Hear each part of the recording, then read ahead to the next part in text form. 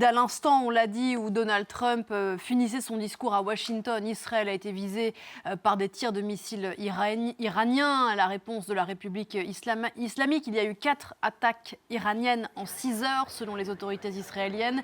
Quelques blessés légers. Bonjour Claire Duhamel, vous êtes à Jérusalem, la correspondante de France 24. Missiles interceptés. Il y a eu aussi cette attaque de drone du Hezbollah. Quelques dégâts matériels. Le fait que le territoire israélien ait été touché. Il l'a été ces derniers jours. On évoquait hier cette attaque qui a fait plusieurs blessés. Est-ce le signe que le dôme de fer israélien n'est pas si infaillible que ça? Bonjour Pauline.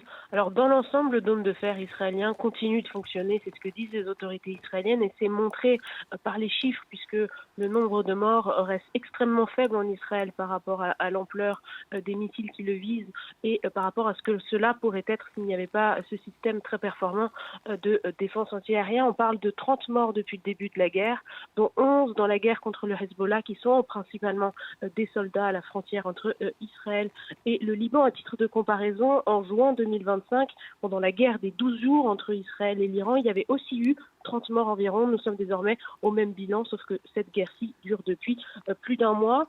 Vous le disiez, il y a eu 4 salves de missiles qui ont visé Israël cette nuit, 2 salves tout de suite après le discours de Donald Trump. Selon les secouristes, il y a eu 4 blessés légers et c'est dû principalement à un type de missile utilisé par les Iraniens, les missiles dits à fragmentation qui explosent en vol en se dispersant en sous-munitions.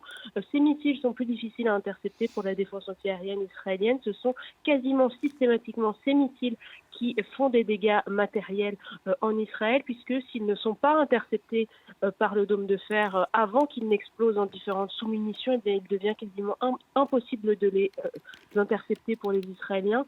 Néanmoins, ces missiles font moins de dégâts et font principalement des dégâts matériels. Il y a enfin tout de même le risque de l'habitude pour les Israéliens.